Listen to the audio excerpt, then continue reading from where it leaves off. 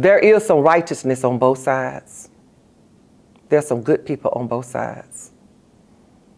So can we get out of the mentality of I'm a Dem or I'm a Republican? Maybe we should do away with political parties.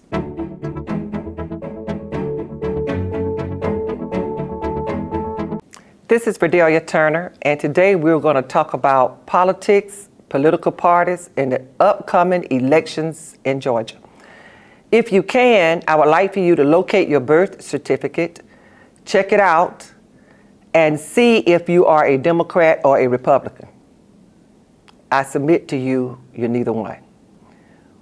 We as consumers of information are often led and or manipulated by commercials, ads, pulpits, organizations, and who could speak to what we think emotional, and we go to the polls and vote. Most of us can't even tell ourselves or somebody else who was Miss America 5 years ago or who won the Super Bowl 5 or 6 years ago. And you may be a football enthusiast and you may be really into beauty, but most of us don't know that. Most of us cannot remember what the last gubernatorial candidates promised us. So, when Ted Kennedy was alive, he talked about new ways of financing elections. Why is that important? There's a movie that's called Meet the Donors. Nancy Pelosi's daughter did it.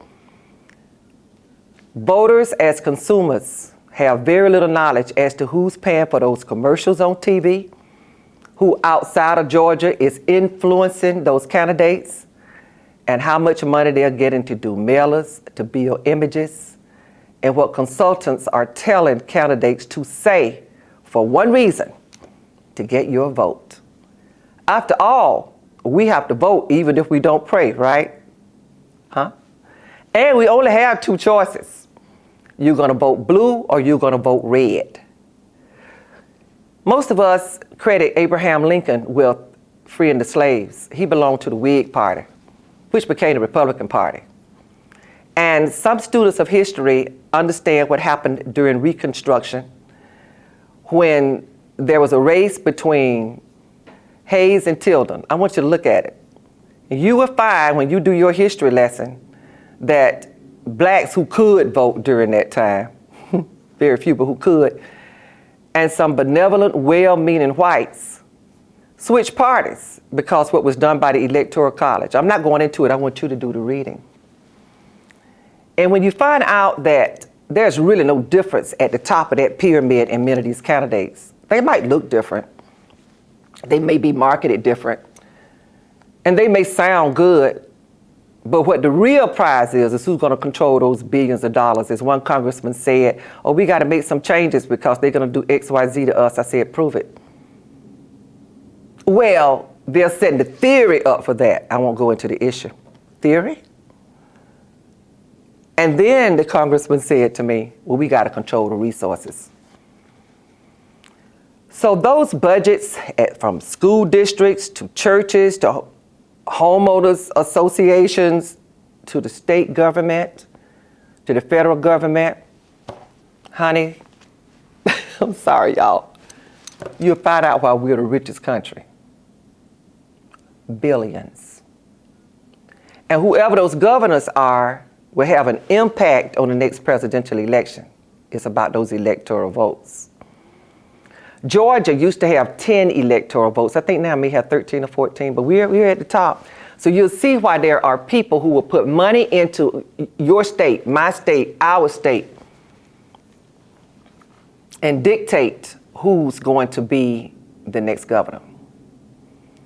We have choices, right? Some of those people who are running for state superintendent believe in choice. You don't have a choice when it comes to governor on the Democratic ticket. That's by design. On the Republican side, you have a Trump faction coming against this governor, but everybody see this governor as hooked up with Trump. Now, I'm not supporting in what I'm saying any of those candidates. I want you to see a design. People who are coalitions with us used to talk against outside money and dark money coming in. But you still have dark money now coming in on the very side and for the very candidates that some of the folk that I'm hooked up to, or I used to be rather, it's okay now, right? I had a relative to tell me, they did it to us, let's do it to them. I'm like, what? The other day I heard a minister on television, he's not in this state, he's African-American minister, and he was saying, our politics have made it to the sacred pulpit. And what we used to do as ministers is speak truth. But now, since so many of us have PACs, I said, I know you didn't say that. And so since so many people are being influenced by their own righteousness and conditioning, they only see red or they only see blue.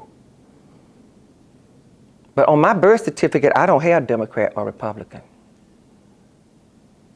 I used to not even glance at people in another party. But I found out when we fought Opportunity School District here in Georgia that people were Green Party, Libertarians, Democrats, Republicans that believe basically in just wanting a sane life and just wanting the best life. Problem is, politicians deliver policies that affect lives, and we don't pay much attention to them. And most of us don't want to hear the truth. We'll kill the messenger if they tell the truth.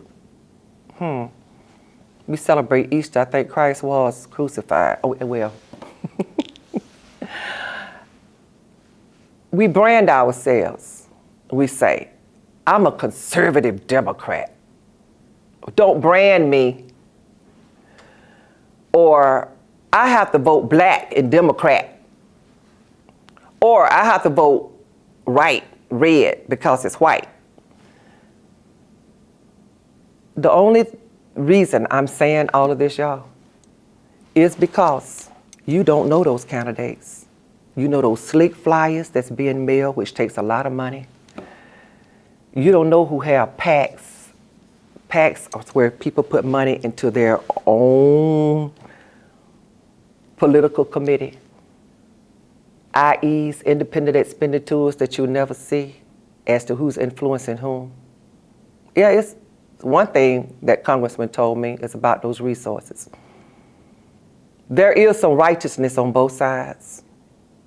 There's some good people on both sides. So can we get out of the mentality of I'm a Dem or I'm a Republican? Maybe we should do away with political parties. How about that? Maybe we could go back and take some lessons from Roosevelt. I don't know if we can. And although President Roosevelt was a cripple, the press didn't show him that way. You show a president now running around in a wheelchair, opposition will hang him. They'll say he's not fit for duty. But we had a kinder nation at that time. Of course we had problems. Yes, we will always have problems. But we weren't so influenced by who's saying what on Twitter, who's saying what talking head, Fox 5 or CNN, and I am being dramatic. But stand for the truth if you can find out the truth. And ask the Lord to guide you. There is only one truth, y'all. Everybody ain't right. Everybody can't be right. There's only one truth. Not a such thing as all these varying standards. It's how we get there. We have some vicious people who run for office because they work the system. I taught history and social sciences. And when I look back at the Chancellor Adolf Hitler, Hitler had said for a long time what he was going to do. And there were a lot of good people with money, some of them were Jews too, that didn't believe what he was doing. That was Adolf Hitler. When a person tells you, and it's all right for you to want to be president of the United States, that's okay. Chances are we won't be, during the lifetime. Divide 80 years, if we live 80 years by 4, and you'll see what your chances are. Just like going to the NFL. But when a person is telling you what they're going to do, and they're going to justify the ends through any means, a red flag ought to go up. I don't mean a red flag for another party. I just mean a red flag. Ambitious folk that don't care how they get there, that's a problem. That's a problem. So, young people, you now must know the truth and hold folk to it. Don't just get on the bandwagon because it sounds good, looks like you. I don't care what color you are. Try to find out, if you can, what these people are all about, where they come from, who's behind them, and why. Because in the end, you might get your car insurance reduced by $100. You might get your insulin taken care of a little bit, maybe. You might get a wider road. You might get a loan paid off. But all of these other stark problems we've been having for years, and folk just don't want to talk about them because they are setting the agenda on what we're going to talk about every day. The quality of our lives, for the most part, are not improving. We are rich enough and smart enough in this country to have taken care of any and everything we wanted to. It's who's controlling the politicians, and most of these folk you don't know, with big money. So think about it. Go back and read your birth certificate and let me know if it says Democrat or Republican. And watch where you're getting your messages from. Watch where they're coming from. Thank you.